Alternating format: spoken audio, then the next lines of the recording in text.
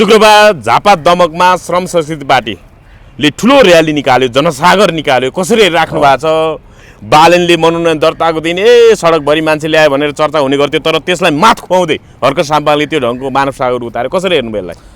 हर्क साम्पाङज्यूले हिजो जुन ढङ्गले मानव समुद्र उराल्नुभयो, जसरी मास ओइरियो, यो पहिलोचोटि होइन। पहिला पनि दमकमा वा बिर्ता मोडमा झापाका ठाउँ ठाउँमा तिलको गेडो राख्ने ठाउँ नहुने गरी उहाँले विशाल ऐतिहासिक आमसभाहरू सम्पन्न गरिसक्नु भएको छ। त्यसैको निरन्तरताको रूपमा आफ्नो चुनावी प्रचारको अभियानको क्रममा उहाँ जानुभएको त्यो भव्य थियो। बालेनको मास भनेको चाहिँ के भने को रहेछ त बालेन?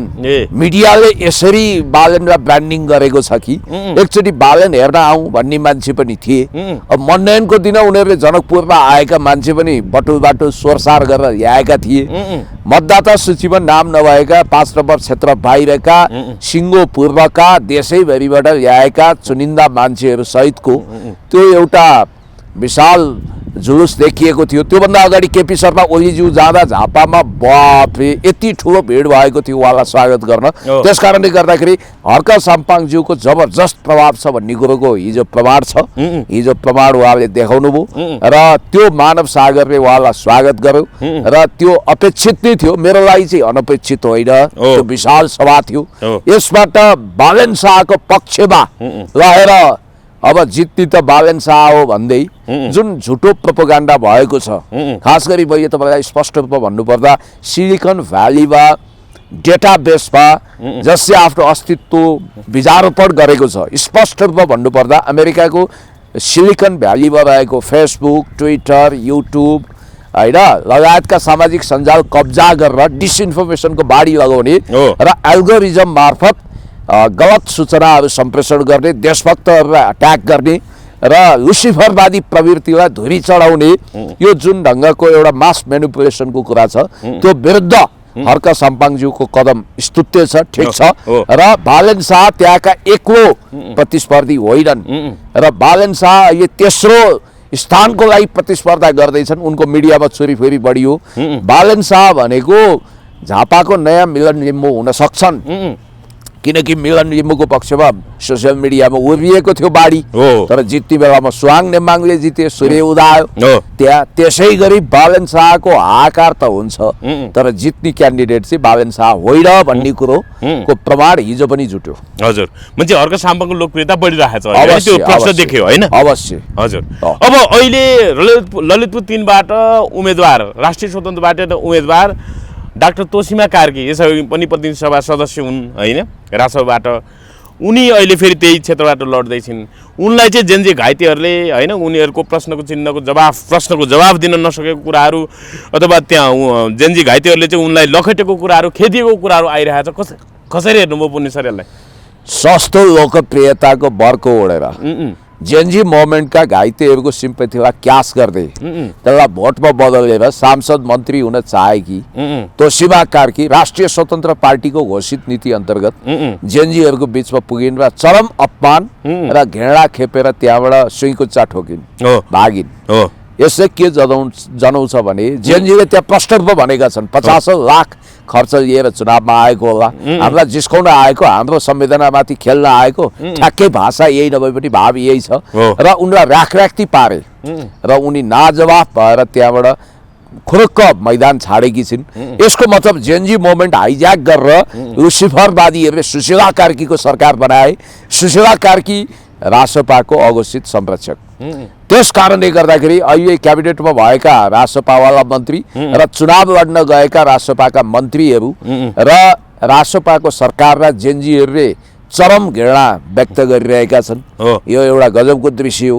तपाईँलाई मैले यति कुरो भनौँ कि यो जुन तमासा छ रासपा उम्मेदवारको होइन, सविता पनि लखेटेको भिडियो त आइरहेको छ। सविता गौतमलाई पनि तिमी कुन नाताले यहाँ आउँदैछौ बहिनी, तिम्रो गोरु बेचेको यहाँ साइनो छ, अब भर्खरै विवाह गरेकी छौ होइन, अब चितवन निवासीसँग बिहा गर्यौ, तर हामीले तिमीलाई खासै चिनेको होइन। आफ्नो क्षेत्रमा रनबन डुले पनि थलोकी अब फर्किने गरी काठमाडौँमा लड्नुपर्ने मान्छे या टुरिस्ट भएर तिमी किन आए कि भनेर हाम्री चेली गौतम चेलीलाई त्यसो भन्दा मेरो पनि मन कटक्क काटियो होला।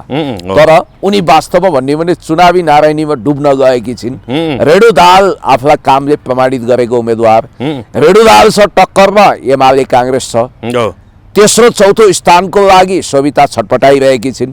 अब मिडियाको हिम यस्तो छ कि सविताले लटपटाइसकिन्, फेरि कानुन बनाउन जाने रे। ए बाबा, यो देशमा कानुन जान्ने उनी मात्रै हो। कानुनमा डिग्री लिएका, एलएलएम गरेका, पिएचडी गरेका 101 खलिफाहरू पार्लियामेन्टमा छन् त। यिनले के चाहिँ कानुन बनाए? बलात्कार भने त यसो प्याट्ट पिटे जस्तो हो भनेर बलात्कार जस्तो सङ्गीन मुद्दालाई नारीहरूले हेर्ने दृष्टिकोण झन् गम्भीर हुनुपर्नेमा नारी भएर नारीको पीडामा नुनचुक छर्किने गरी उनले जे हरकत गरेकी छिन्।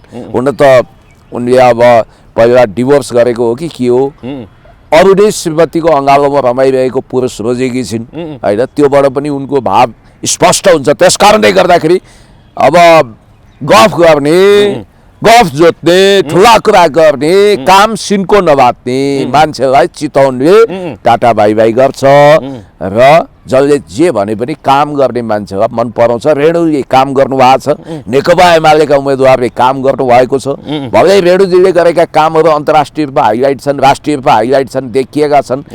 भरतपुर र आकर्षक नगर बनाएकी छिन्। आफ्नो खल्तीबाट हो र भन्छन्। अब के जम्मैले काम गरेको आफ्नो खल्तीबाट हो र? त्यो त सरकारी बजेटको सदुपयोग गर्ने हो। आफ्नो खल्तीबाट नभए पनि राज्य कोषबाट काठमाडौँ स्याहार पठार गर्नुपर्ने, काठमाडौँलाई महान महानगरपालिका बनाउनु पर्ने दायित्वबाट, क्यापिटल सिटीलाई ग्रेट बनाउनु पर्ने दायित्वबाट बालेन चुकेर अहिले प्रधानमन्त्रीको झाँसा दिँदै हिँडेका छन् नि। अब त्यहाँ चाहिँ के हल्ला गरेकी रहेछन् भने म त कानुन मन्त्री हुने हो, कानुन लेख्ने हो भनेर। एक थान मन्त्री यस्ता कति भए मन्त्री भएका मान्छे रत्त पार्कमा गए भने त्यहाँ बदम खाएर बात मारे भने त्यहाँ चौरमा अटाउँदैनन् मान्छे, त्यति धेरै हुन्छन्। बालेन शाह र रविले देश बनायो भने म राजनीति छोडिदिन्छु भनेर डाक्टर निकोलस भुसालले भनेछन्। कसरी हेर्नु? अब यो निकोलस भुसालले कति घन्टा अगाडि के बोले भन्ने चेक जाँच गर्नुपर्ने हुन्छ। हिजो चाहिँ बालेन शाह जित्नुपर्छ भन्थे, अब क्यामेरै पछि, मौसमै पछि रङ बदल्ने, छेपारोलाई पनि रङ बदल्ने प्रतियोगितामा जित्ने र अब के न स्वास्थ्य शिविर सञ्चालन गर्छु, हस्पिटल बनाउँछु भनेर भद्रा कुमारी घले आमाबाट कैयौँ रुपियाँहरू, लाखौँ रुपियाँ चप्काएका र अनेक किसिमका नाटक तानाबाना गर्ने सोसियल मिडियाको नम्बर 1 ट्रोल पात्र निकोलस भुसाल, जसको नामै नेपाली छैन, निकोलस छ। उनी पनि चुनाव उठेका रहेछन्। हिजो चाहिँ बालेनले जित्नुपर्छ आदि त्यति पनि भनिरहेका थिए। अब यस्तो हो, उनी यसो हेर्छन् जस्तो कुन मिडिया कसको फ्रेन्डली छ, बालेन फ्रेन्डली हो कि अर्का साम्पाङ फ्रेन्डली हो कि। अब जस्तो काङ्ग्रेसको गगन फ्रेन्डली मिडिया त अहिलेसम्म देखाएको छैन, तर कसैले गगनमा ब्रान्डिङ गरिरहेको छ भने गगन भनेको त देशको हिरो हो भनिदिइहाल्छन् होइन। डाक्टर निकोलस भुसालले के भने रहेछन् भने राष्ट्रमाझ भिजन, लक्ष्य, गन्तव्य, रोडम्याप केही पनि छैन, त्यो हिसाबले यसले देश बनाउँदैन, यसले देश बनाउँछ भने म राजनीति नै छोडिदिन्छु भने। यही कुरोमा अडिनु न, यही कुरोमा अडिनु। लक्ष्य गन्तव्य केही छैन राष्ट्रमा। 3 घण्टा अगाडि बालेनले जित्नुपर्छ, रविले जित्नुपर्छ भनेर बोलिरहेका छन्, हेर्नुहोस् है। अनि अहिले यो बोलिरहेछन्, भरे 7 घण्टा पछि अर्को बोल्लान् भन्ने खतरा हुन्छ क्या। त्यस कारणले गर्दाखेरि फेरि बालेन र रवि ठिक हुन् भनेर बोल्लान् कि भन्ने खतरा हुन्छ। त्यसकारण अहिले बोलेको ठिक छ, अडान लिनुहोस्, यति मात्रै म भन्छु। अनि अर्को कुरो, यिनको विषयमा धेरै चर्चा पनि नगरौँ। अहिले अर्को हटकेक जस्तो विषय पनि आयो। हुन त पहिला हामी रेणु दाहालकै यो कुरा टुङ्ग्यौँ, सविता र रेणु दाहाल।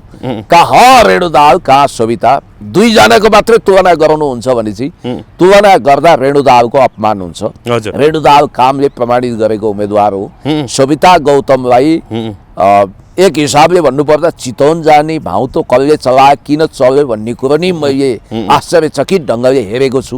उनले 2 नम्बर क्षेत्र छोड्नु हुँदैन थियो काठमाडौँको, उनले त्यहाँ अडान लिनु पर्थ्यो। या त जिते पनि हारे पनि म यही क्षेत्रमा केन्द्रित हुन्छु भनेर भन्नु पर्थ्यो नि। अब निर्वाचनै पछि निर्वाचन क्षेत्र त्याग्नेहरूलाई के भन्ने? अब जस्तो 70 सालमा एउटा कानुन बन्यो, 2 ठाउँमा उम्मेदवार उठ्न नपाउने, त्यो राम्रो कानुन बन्यो। अबको कानुन नयाँ संशोधन हुँदा निर्वाचन कानुनमा के तय गर्नु पर्यो भने आफ्नो निर्वाचन क्षेत्र छोडेर टुरिस्ट हुन नपाइने। अर्थात् मैले भन्न खोजेको तपाईँको मतदाता नामावली जहाँ छ त्यहीँबाट सङ्घीय संसदमा प्रतिस्पर्धा गर्नुपर्ने। प्रदेशमा त छँदैछ, प्रदेशमा चाहिँ अलिकति फ्लेक्सिबल छ। तपाईँ एउटा निर्वाचन क्षेत्रभित्र 2वटा क र ख हुन्छ, त्यहाँ जहाँ पनि उठ्न पाइन्छ भन्ने छ। तर स्थानीयमा चाहिँ जहाँ मतदाता नामावली हुन्छ त्यहाँ मात्रै उठ्नुपर्छ भन्ने छ। त्यस कारणले गर्दाखेरि अब सङ्घीय कानुन संशोधन गर्नुपर्छ, निर्वाचन कानुन भन्ने मलाई लाग्छ। र सोभिता गौतमको यो दृष्टतामा बरफ पानी खनिसक्यो। जनताले तिमी जाऊ छोरी जाऊ बहिनी भनिसके। उनी जबरजस्ती जनतासँग घर दैलो गरिरहेकी छिन्। अब त्यहाँ त रेणु दाहाल उनीभन्दा भोट नमागे पनि अगाडि छिन्। भोट माग्नै पर्दैन, उनको कामले भोट मागिरहेको छ। भोटै माग्नु पर्दैन, भोट माग्नु पर्दैन, चुप लाएर बसे पनि यी छोरीले काम गरेका छन् भनेर दिन्छन्। हो, काम सुसुप्त ढङ्गले नेकपा एमाले गरेका छ। बरु नेकपा एमाले त्यहाँ टक्करमा आउँछ। सविता गौतम त हेर्नु, रेणु भर्सेस एमाले, तेस्रो भयो काङ्ग्रेस, चौथो भयो सविता गौतम। त्यही हो होइन? त्यही हो। बालेन शाह अहिले जहाँ जान्छन् त्यहाँ भिड देखिएको छ। यो बिच उनको घरमा धनमाल चोरी भयो, गरगहना चोरी भयो भन्ने कुरा नै आयो। के हो पुण्य सर, कसरी हेर्नु भएको छ? अब हेर्नुहोस्, यो बडो दुःखदायी समाचार हो। मलाई अपसोच र दुःख छ। आफ्नो छँदा खाँदाको घरबाट डेरा सरेर यिनी अन्तै कतै डेरा लिएर बसेको 2 दिनमै घर चोरी भएर रहेछ। अब चोरले त्यो बालेन शाहकै घर हो भनेर आइडेन्टिफाइड गरेर चोरे जस्तो लाग्दैन। जहाँ अनुकूल पर्छ त्यही चोर्नी हो। चोर्नी बेलामा चोरले चोरिनु हुँदैन। र नेपाल प्रहरी यति सक्षम छ कि आकाश पाताल धुई पाताल यत्र तत्र सर्वत्र 3 र 14 भुवनबाट खोजेर भने पनि झन् आफूलाई भावी प्रधानमन्त्रीको रूपमा ब्रान्डिङ गरेका बालेन शाहको त घरको चोरको हो भनेर त्यो एरिया सिलबन्दी गरेर छापा मारेर पनि प्रहरी पत्ता लगाउँछ। 1-2 दिनमा चोरहरूको हुलिया खोलिहाल्छ। अब यहाँनिर यो विषयलाई राजनीतिकरण गर्न लागेको देख्दा, पोलिटिकल कलर दिएको देख्दा अचम्म पर्छु। विपक्षीले चोरे भनेको छ, के भनेको छ? ए बाबा, बालेन शाहको घरलाई त्यो बालेन शाह बसेकै घर हो होइन? बालेनको भिडमा त चोरहरूको पो बिग्री भन्ने कुरा आयो त। बालेन हेर्ने भिडमा लुटपाट 6 जनाको सिक्री गायब, 1 जना पक्राउ भन्ने कुरा आयो। यो के हो?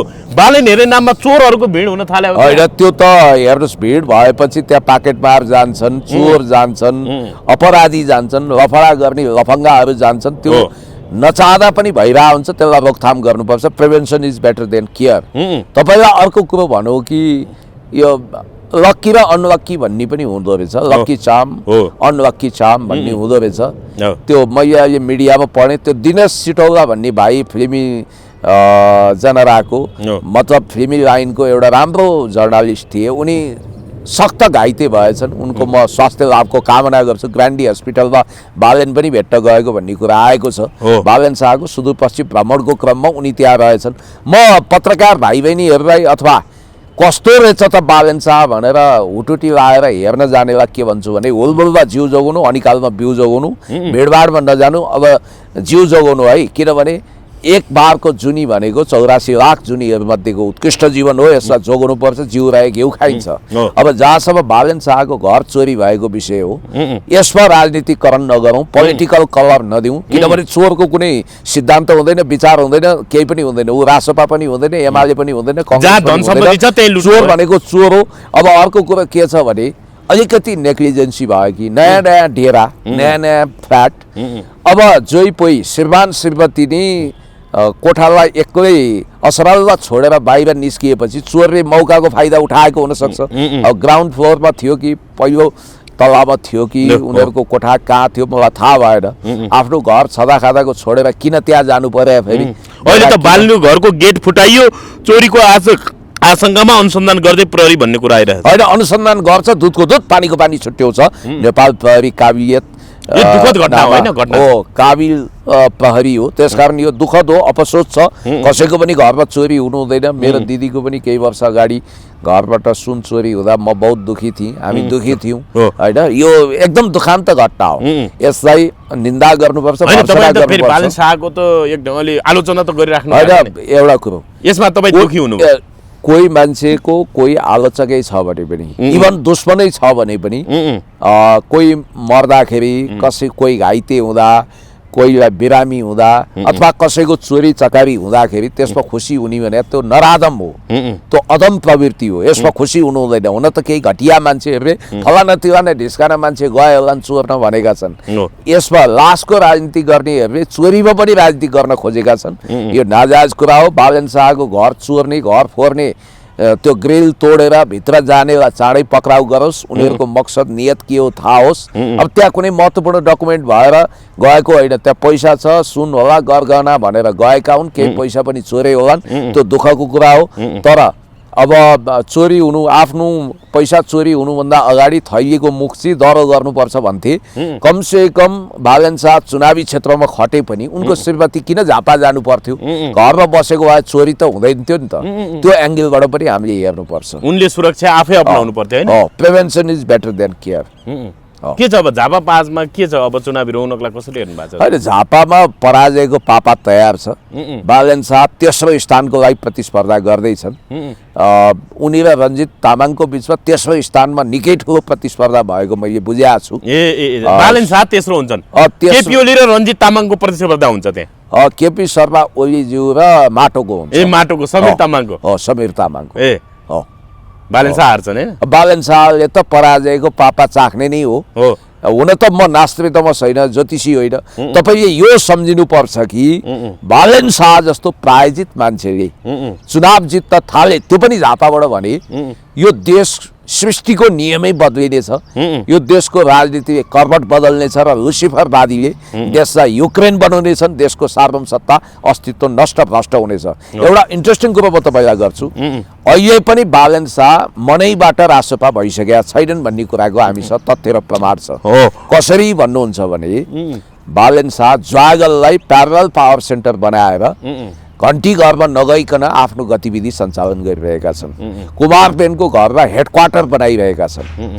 यसको मतलब उनलाई रासपाले डिक्लियर गरेर सेकेन्ड इन कमान्ड भनेको थियो, पार्टीको वरिष्ठ नेता भन्यो। तर के उनले पद तथा गोपनीयताको शपथ लिए? रासपाको वरिष्ठ नेता सेकेन्ड इन कमान्डको हैसियतले उनले रासपाको सदस्यता लिएको र त्यसमा पद तथा गोपनीयताको शपथ गरेको तपाईँलाई कहिले पनि थाहा छैन। घन्टी बजाउँछन्, त्यो बेग्लै कुरा। रालो चुनिनी गरी घन्टी बजाएका छन्। त्यो कहाँको घन्टी हो भन्ने फेरि विवादास्पद छ। यसको मतलब के देखिन्छ भने उनी एक त चुनाव हारियो भने, मानौ चुनाव हार्छु भन्ने उनको मनमा त छ नि, बाहिर जे भने पनि चुनाव हारे भने उनी रासपालाई टाटा बाई बाई गर्दै रविलाई शराब देई बाबा की दुआई यो रासपा भन्ने पार्टी अब म कहिले फर्केर हेर्दिनँ भनेर उनी टकटकिनेछन्। नम्बर 1, नरहे बास नबज्यो बाँसुरीको स्थितिमा पुग्नेछन्। चुनाव जिते भने केही कदम चमत्कारै भयो, प्रलय नै भयो, राज्य शक्तिको पुरापुर दुरुपयोग भएर उनलाई चुनाव जिताइयो भने उनले गर्ने पहिलो काम के हुन्छ भने रवि लामिछानेको लागि त कारागार खाली छ, जेलको स्पेस खाली छ, रविलाई जेल पुर्याउने। बालन शाह थोरै लाटो छन् र प्री प्लानमा सबै काम गरेका छन् र उनले के बुझेका छन् भने रासपाको विधानमा त्यो पार्टीको सभापति मात्रै संसदीय दलको नेता हुन्छ र संसदीय दलको नेता नबनिकन उनी प्रधानमन्त्री बन्न सक्दैनन् भन्ने उनले स्पष्ट रूपमा विधान त बुझेको हुनाले बाटो त क्लियर गर्नु पर्यो। या त रवि लामिछानेलाई चुनाव हराउनु पर्यो, त्यसको लागि पनि प्रयत्न गर्छन्। हैन, चुनाव हार्छन्, रवि लामिछानेले हार्न सक्छन् नि, अलोकप्रिय हुँदै गएका छन्। बालनहरूले धोकाधडी गर्छन्। त्यो नक्कली प्लास्टर लगाएर पनि आइरहेको थियो, विभिन्न कुरा छ। यदि चुनाव हारेनन्, रविले जिते भने उनलाई जेल पठाइदिन्छन्। जेल पठाएर संगठित अपराध सम्पत्ति शुद्धिकरण सम्बन्धी सबैले गर्छन् र उनी जेल गएपछि बाटो के खुल्छ अनि बकैदा उनी रासपा हुनेछन् अनि रासपाको उनी सभापति पनि हुनेछन्। किनभने उनले दुबईको पावर सेन्टर भनेको इन्डो वेस्ट हो, युरो अमेरिकन। उनी बालन शाह र के अरे गगनको पार्टनरको रूपमा त्यहाँ छिरेका स्वर्णिम वाग्लेको बिचमा खुब राम्रो सम्बन्ध छ। स्वर्णिम र बालन मिलेर अन्तर्राष्ट्रिय शक्ति केन्द्रको इसारामा नयाँ लुसिफर, नयाँ जेलेन्स्की बन्ने गरी त्यो पार्टी कब्जा गर्छन्, रविलाई जेल पुर्याउँछन्। बालन कार्यवाहक अध्यक्ष वा पूर्णतया अध्यक्ष बन्छन्, संसदीय दलको नेता बनेर सम्पूर्ण रूपमा पार्टी कब्जा गर्ने उनको प्लान छ। यो कुरा ख्याल राख्नु होला। उनले बुझेका छन्, राष्ट्रसभाको विधान उनले के बुझेका छन् भने त्यो पार्टीको सभापति मात्रै त्यो पार्टीको संसदीय दलको नेता हुन्छ, संसदीय दलको नेता नभइकन प्रधानमन्त्री हुँदैन। हुन त हेर्नुहोस् यहाँ मिसइन्टरप्रिटेसन कति छ भने हामीले अलिक रिसर्च गरेर विकृति विसङ्गति विरुद्ध, भ्रष्टाचार विरुद्ध राम्रो जर्नालिजम गर्छन् भनेको पढाइ लेखाइ +2 सम्म भए पनि रवि लामिछानेको सहकारी ठगी सम्बन्धी पनि भण्डाफोर गर्ने अपिल त्रिपाठीलाई खुबै दाद दिएका थियौँ, वाव भनेका थियौँ। होइन, उहाँले त भन्नुभएछ तपाईँ प्रधानमन्त्री हो भनेर अलिकति खिसी ट्युरी गरेर डिसरेस्पेक्ट गरेर बोल्नु भएको छ। हर्क साम्पाङ पहिलो कुरो त म के भन्छु भने पहिला तपाईँले संसदीय कानुन ऐन नियम जान्नु जरुरी छ। के यो देशमा बहुमत ल्याउनेहरू मात्रै प्रधानमन्त्री भएका छन्? बहुमतको उद्देश्य त राख्नु भयो होला, राख्नु भएको छ हर्क साम्पाङजी। तर तपाईँलाई म अतीत सम्झाउन चाहन्छु। लोकेन्द्र बहादुर चन्द्र सूर्यबहादुर थापासँग कहिले पनि बहुमत थिएन। उनीहरू तेस्रो चौथो पार्टीको नेता थिए। जसरी प्रचण्डसँग पनि बहुमत नहुँदा पटक पटक प्रधानमन्त्री बने होइन, त्यसै गरी तेस्रो पार्टी चौथो पार्टीको स्ट्याटसमा रहनेहरूले पनि 2-4 सिट ल्याउनेहरू पनि प्रधानमन्त्री बन्न सक्छन् यदि हङ पार्लियामेन्ट भयो भने। किनभने त्यसको लागि प्रतिनिधि सभा सदस्य हुनु पर्यो र संसदीय दलको नेता हुनु पर्यो। त्यो त हर्क साम्पाङज्यू भइहाल्नुहुन्छ। त्यस कारणले गर्दाखेरि हर्क साम्पाङज्यूलाई प्रधानमन्त्री हुनु छ भने उनले संसदीय दलको नेतै बन्नुपर्छ भन्ने पनि छैन। यहाँनिर हेर्नुपर्ने सर, बालेन शाहको घर चोरी भयो भनेर को होला मचाइ लास्टमा त प्रहरीले भन्यो चोरी नै भएको देखिएन भन्यो। के हो यो पुण्य सर? हेर्नुहोस् त, यो अघि तपाईँले भन्नुभयो नि रवि लामिछानेको स्टोन मात्रै हो त्यो हस्पिटल भने, यहाँ बालेन शाहको के हो यो घरमा? यहाँ लेखिएको रहेछ नेपाल प्रेसमा, राष्ट्रसभाका वरिष्ठ नेता बालेन्द्र शाहको घरमा चोरी भएको नदेखिएको प्रहरीले जनाएको छ। गौशाला प्रहरी वृत्तका प्रहरीले जनाए अनुसार सिनामङ्गलको पञ्चकुमारी मन्दिर नजिक रहेको उनको घरसँगै म्यान पावर कम्पनीको अफिस छ। त्यहाँ मान्छेको भिड हुँदा बालेनको घरमा चोरी भएको आशंका गरिएको थियो। प्रहरीले घरको अवलोकन गर्दा चोरी नभएको देखिएको छ।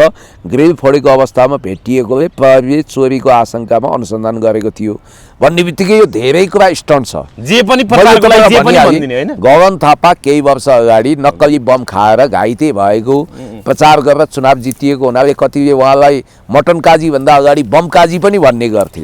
अब भोलि बालेन शाहले यस्तै नक्कली अट्याकको सिम्पेथी कार्ड पनि खेल्न सक्छन्।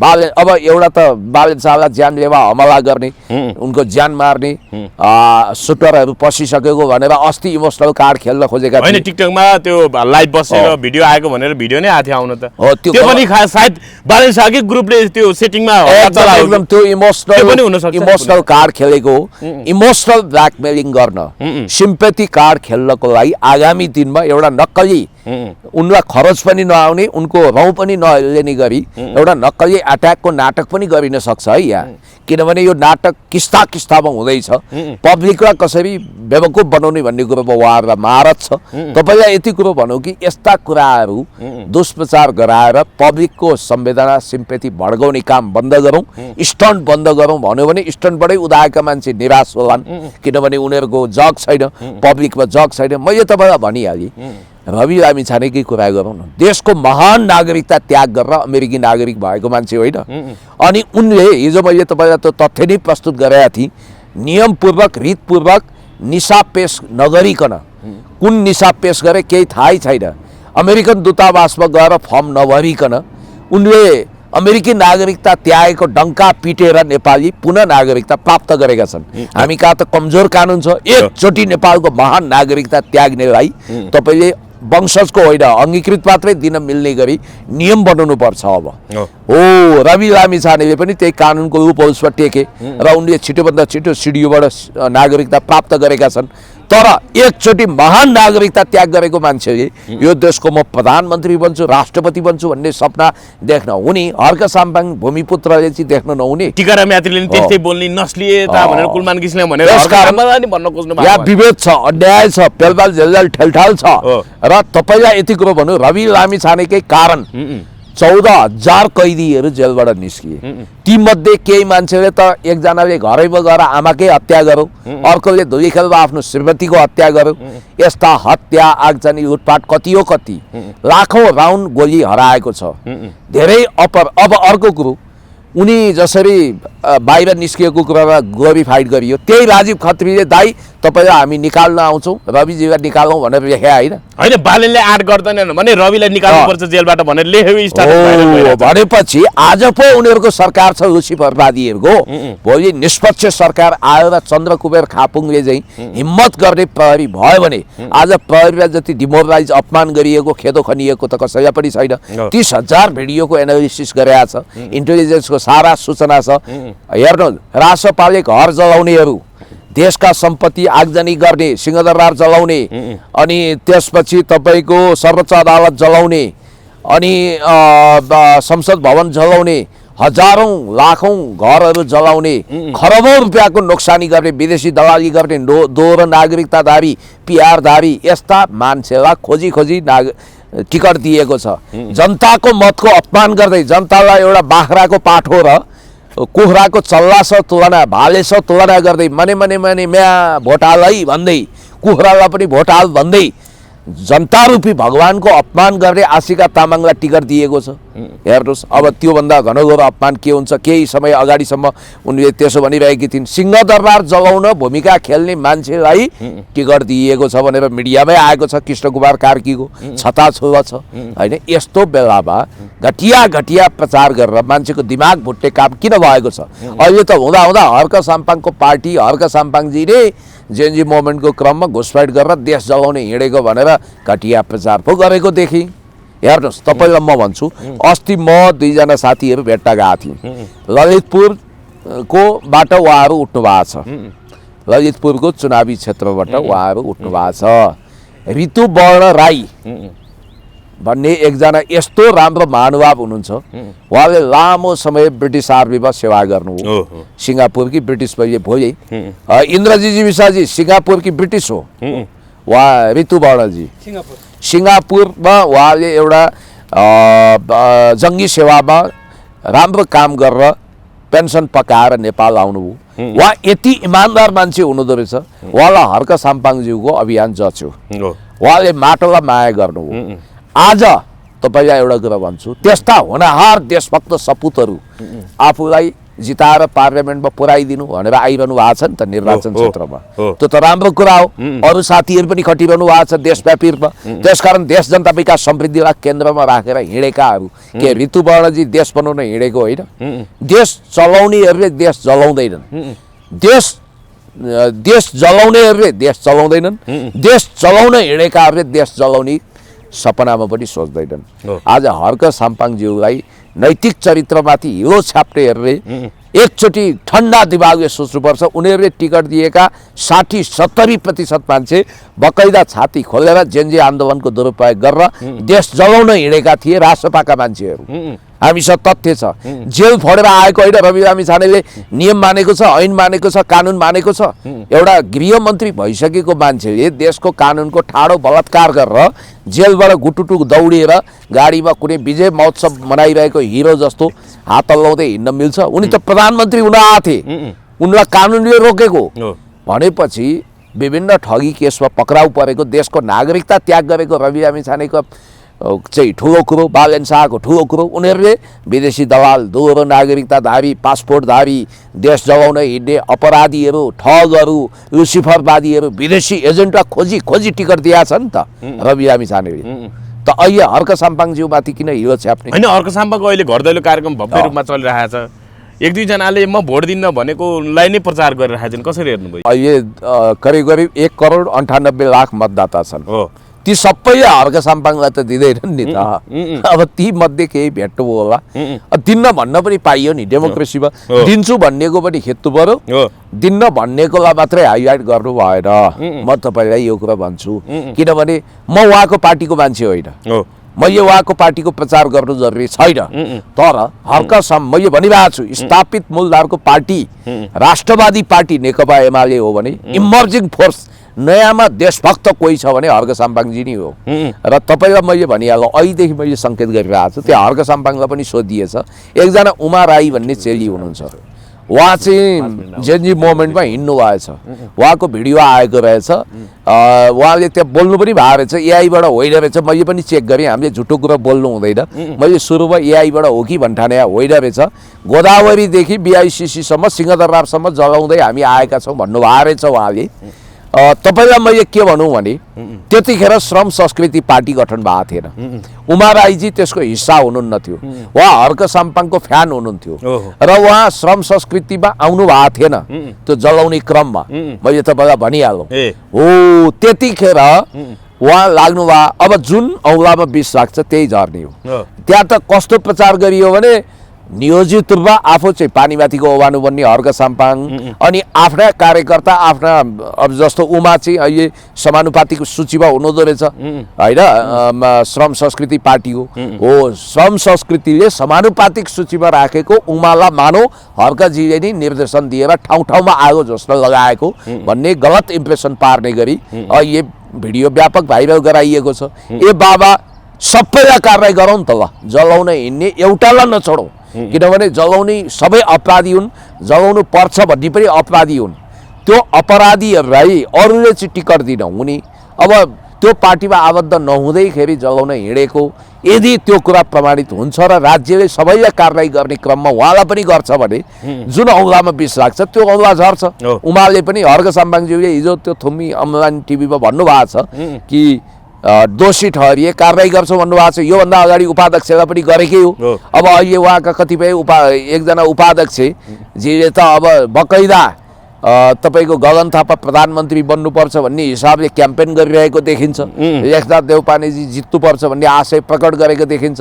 ती कुराहरू उहाँको नोटिसमा होला त, ध्यानाकर्षण भएको होला होइन। विगतमा अब बम पड्काएको भनेर यो एक ढङ्गले सेटिङ गरेर करापज्याप बनाइएको देवराज लामाजीलाई अहिले त उहाँ जेलमुक्त हिरासत मुक्त हुनुभयो। अब उहाँलाई पार्टीबाट हटाउनु भयो त, मित्र परिवारलाई हटाउनु भयो। शुद्धिकरण सबभन्दा छिटो त त्यही पार्टीमा भइरहेको देख्छु म, श्रम संस्कृतिमै।